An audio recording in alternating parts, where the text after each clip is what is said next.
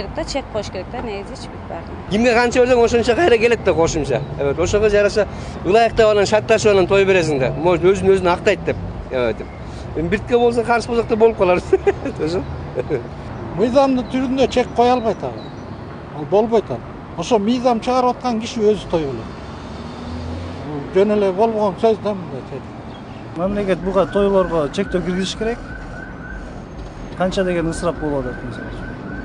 Мыйзам эми ар кимдин өзүнөн да. Кандай кылып өткөрүш, кандай кылып эметиш ар кимдин өзүнөн шартына, мүмкүнчүлүгүнө жараша болушу керек.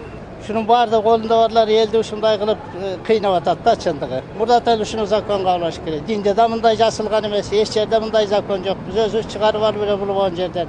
Düşündürüş gerek штраф зачем? Это халал için вот свадьба есть свадьба, праздник именно год один раз делается все-таки. Если мы сейчас скажем вот по закону вот так надо делать, если обидятся же все-таки, они сами по себе хотят, как хотят тойды. Это любовь все-таки. Бул мыйзам кабыл алынат болуш керек, бирок баары бир баары тең угуп ошо айыпты деле төлөшпөйт болуш керек. Менин оюмча укпайт болуш керек. Анткени кыргыздардын каада салты боюнча илгертеден бери калган салт бул элдерди чакырып жакшылыкта жамандыкта бөлүшөт да. Анан бул мыйзам туурабы туура эмеспи деп айта албайм. Менин оюмча кыргыздар каада салты болгон үчүн укпайт болуш керек.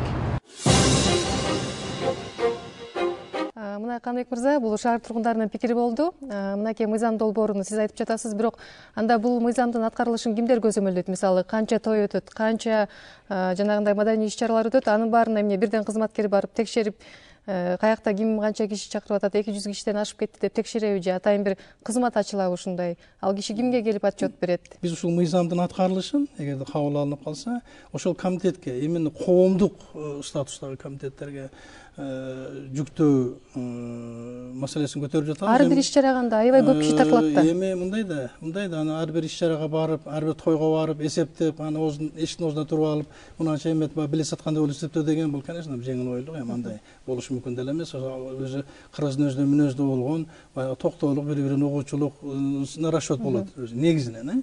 Ошол коомдук комитеттерге ошол жердеги айылдын, кичинекей айыл болобу, чоң айыл болобу, анын значит, ошол барктуу, кадыр барктуу аксакалдары, жергиликтүү кеңештин депутаттары мындай киришет, мугалимдер, мектептин директори, балким ошол айылдын эгерде андай же мындай дин боюнча басымдуулук көпчүлүк жашай турган болсо, же христиан дини болобу, ислам дини болобу, ошонун лидерлери киришет. Азыр анча-мынча ушундай формасы биздин республиканын кээ бир областтардын кээ бир айылдарында пилоттук эмеде 2 жыл мурун киргизип ошо иштеп атат. Конечно, бул мыйзам долбоорунун өзү каралуу технологиясында бул да көп нерселерге жооп берет. Мисалы үчүн мен эже визавим айтып атпайбы? Баардыгы ошол араб элинин шартына ылайыкташып жазылып калыптыр. Бирок эми бул жерде мына законду, мыйзамды мындай дагы бир сере карап, мындай эмете турган болсок, каада салт, үрп адат, ырым-жырым, бул ошо кыргыздын өзүнө тиешелүү болгон баардык глоссарий түрүндө баардыгы берилип, ошолордун баардыгын эме кылыш керек. Мен эженин бир нерсесине толугу менен кошулуп макул болом. Буну биз азыр ошо киргиздик.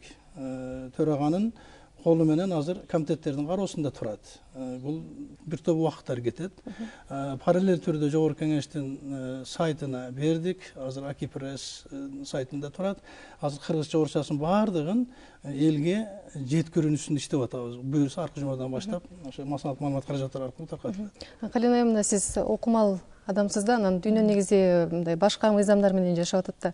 Анан азыр эле сиз айтып кеттиңиз да, мисалы үчүн адамды узатканда вазифасы менен жанагындай шааниси менен узатыш керек депчи, бирок ошол убакта устукан туура эмес тийилип калды деп таарынгандар бар, кийим кече туура эмес, ак көйнөккө көк көйнөк бербей койду деген талаштар бар. Негизи кандай жолун сунуштайт элеңиз? Мисалы, бунун баары туура эмес да, туурабы? Жок, эми таарынсын, турмушу таарынышы менен, кубанычы менен эри шаркак болот да. Сөзсүз эле баары шайыр болуп, баары эле куунак болуп турсун деген идеология эч качан болгон эмес, болбойт дагы. Бир адамдын өзүнүн ичинде да карама каршылык жүрөт. Устакан деген сөз эми бул кыргыздын салтында улук нерсе. Бул биздин абдан мына ореке кыргыз элинин чоң маданиятынын бири. Ал ошол менен аксакалдын орду, орто жашта орду, ким кандай социалдык тектер турса ошого жараша устакан берилет. Устакан ким көрүнгөнгө эле көчөдөн албайт. Ал устакан деген өзү чоң маданият. Ошондуктан бул жерде ар бир жердин өзүнүн өзгөчөлүгүн алыш керек. Анан көк көйнөк, сөк көйнөктөрдүн баары тең акырындап келаткан нерсе. Алар адаттар аркылуу өзүнөн өзү эле калат. Анткени ошол эки бир эле көк көйнөк бир нече үйгө, бир нече тойго, бир той жамандыкка келип, аягында кирдеп бүтүп эч ким кийбей калган учурлар да болуп атат да. Бирок азыр андай болгон жок да. Мисалы үчүн азыр кайсы тойго барбагын, мисалы үчүн 500 киши келсе, 500 Кытайдын жоолугун таратып, 600 киши келсе, 600 жанагындай бет арчы таратып, баягы кыргыздар акчасын Кытайдын башка өлкөнүн экономикасына салып жатат да. Башкача айтканда, мисалы Кытайдын экономикасына кыргыздар инвестиция кылып жатат. Ушул ойго макулсузбу? Мен ойлоп атам да, кеп ал жанагыреки тойдун ээси кандай буюм алат, ал өзүнө байланыштуу. Ата мекендик буюм алабы, же мындай бир идиш аяк береби, бирок арзан да. Флешка береби, кандай болсо да эметет. Бирок жана келген кишилерге ырымдап бериш, жакшы санаалаштыктын белгиси, таттуулаша турган, эртең мындай адамгерчиликти чыңгай турган нерсе. Ал туура эле. Анан сөзсүз эле баягы кийим бериш эмес, башка жерлерде кошумча түрүндө эгин берет, мал берет, акча берсин ушундай нерселерди. Мисалы мындай адаттан тыш нерселер, мисалы таласта болуп атпайбы? Таласта өлгөн кишиге килем көтөрүп барат экен.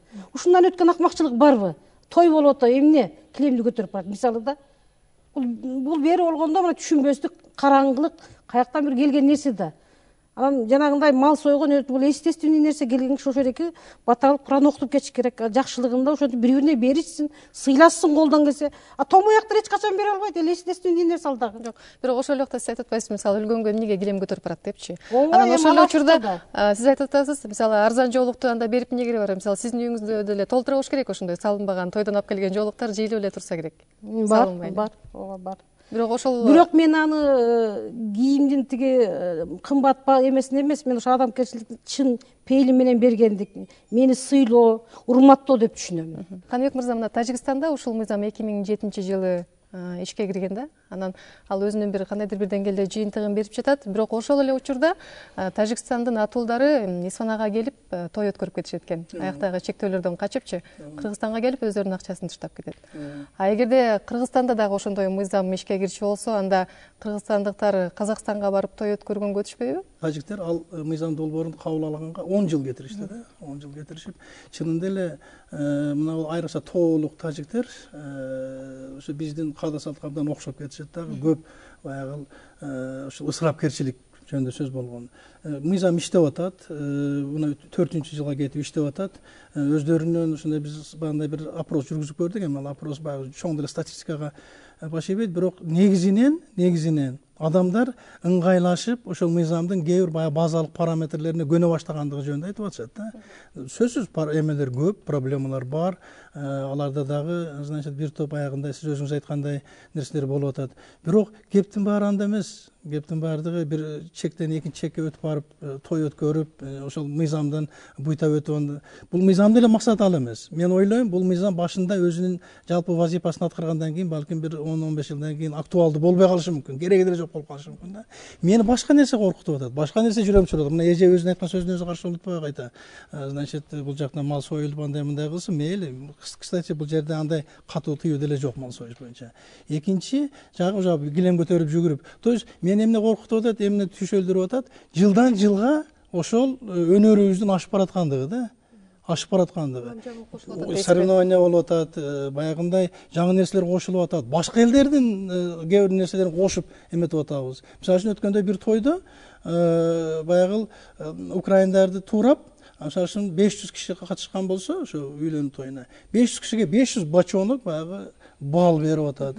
Аны, конечно, адаптировать этип атышат, баягы биздин салтка ушундай таттуу болушун, кудалар таттуу болушун, башкалар эме болушун.